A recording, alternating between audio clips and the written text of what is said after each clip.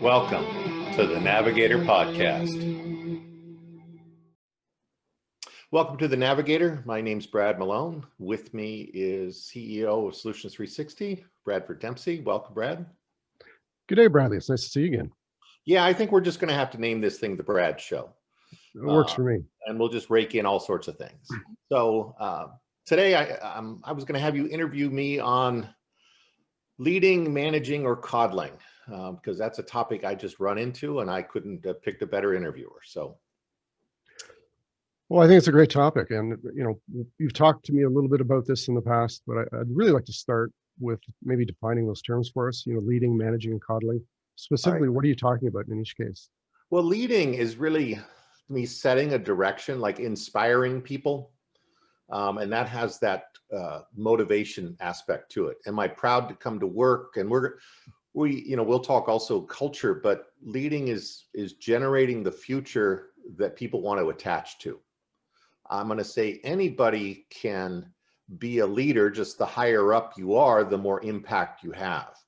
But it's intrinsic to the person. It's not positional, but again, it's inspiring. And it's, I'll say, strategic and directional. So that's leading. Managing is, I'll say, a control function. It's taking those leadership kind of strategies and perspectives and saying, how will we go achieve it? So it's planning, it's executing, monitor, controlling if you're a project perspective, it's human resources development, it's performance management, all that stuff really ties into management. I did a Navigate Academy conversation on this. And what I find is that, leadership is sexy and management's kind of tough. So that's where we get into coddling, is managers who really are positional don't manage.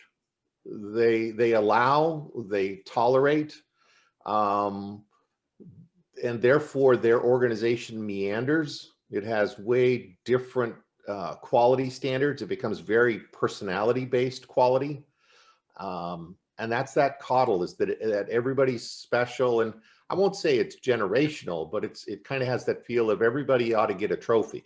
And it's like, well, no, you don't perform your job well. We need to call you out on that. So I think it takes courage these days to manage, and it needs to be linked with leadership. Again, we have to have a direction.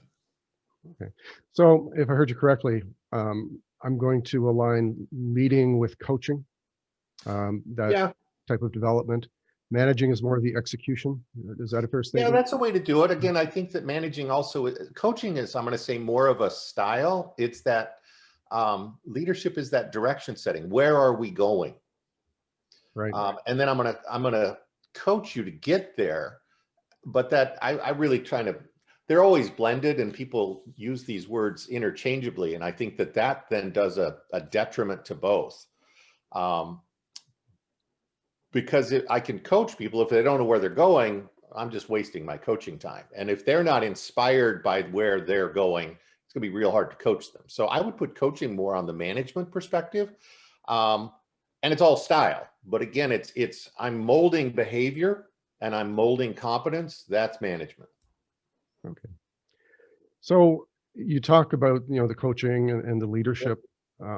How do you motivate people? Can people be motivated, or are people motivated by nature, or is this something we can actually instill and build within our people? I think everyone is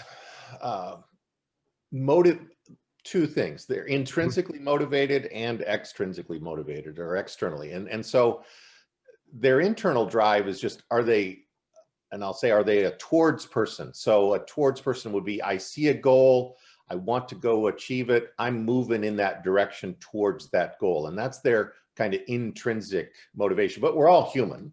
And then you have what I'll call the away froms, and the away froms want more certainty, less risk. A towards will see an opportunity and go for it. So your biggest towards are salespeople.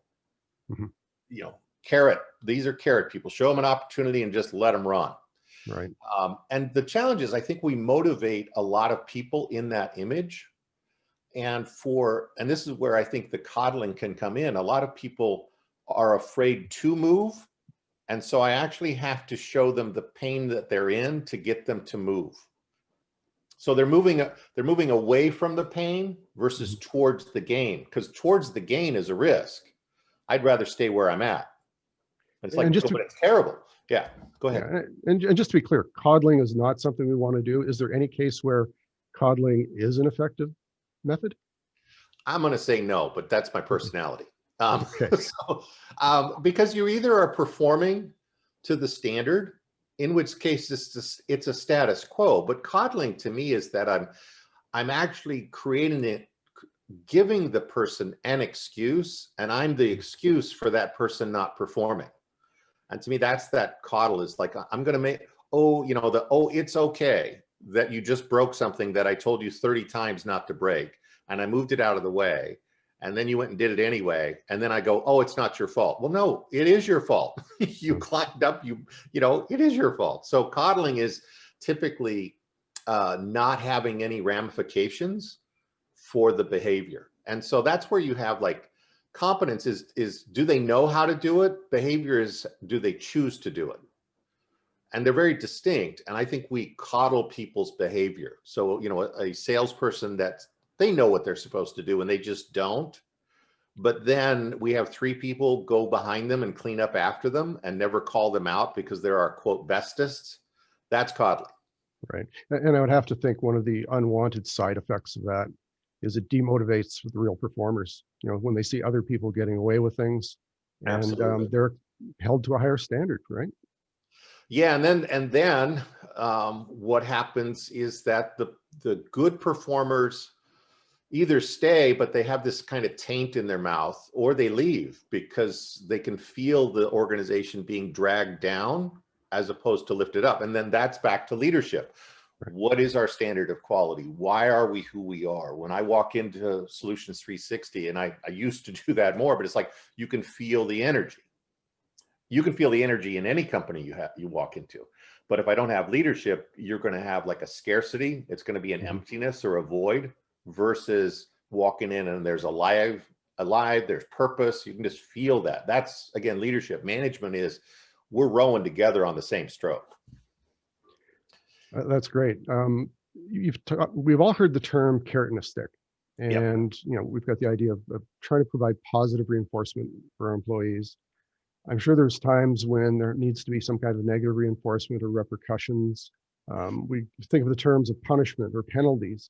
How would you bring all that together to create the right balance of positive and negative reinforcement Well, within and an and employee? so you go back to motivation where it's intrinsic.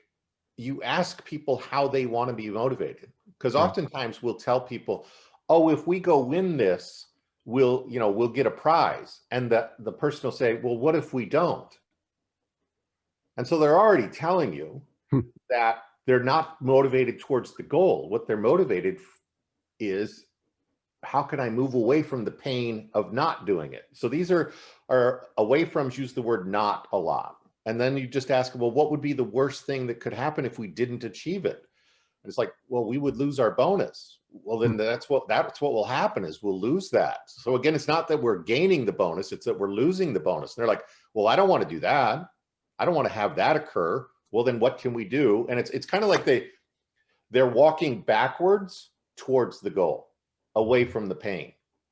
Negative reinforcement, I think, is that has an insidiousness to it, because that's really letting them get away from something they don't want to do anyway. And I think that is the one that people are playing with, and that's really coddling. Is that Mm. I'm I'm allowing them to not do what they don't want to do anyway by having someone else clean up after them. And then they go, well, this is a pretty good gig. I think I'll just keep not doing what they want me to do. And Mm. then we, as managers and leaders, we say, why are they doing that? Because the system is operating perfectly. And so I don't want punishment or penalty, but for some, I have to have the capability to have that. Because if I don't have the capability, and I've been in lots of organizations where people go, what are you going to do to me? Fire me? And I'm like, well, if I could, I would. And they're like, well, you can't. So just be quiet. I'm going to do whatever I want. And so that's that. You don't have to bring out the stick very often, but the stick has to be very tactical, and it has to fit that person's motivation structure. If I try and punish a really strong performer, a towards person, then I'm going to say, you are. If I say to you, Brad, if you don't do exactly what I say, I'm going to fire you. You'd look at me and go, bring it on.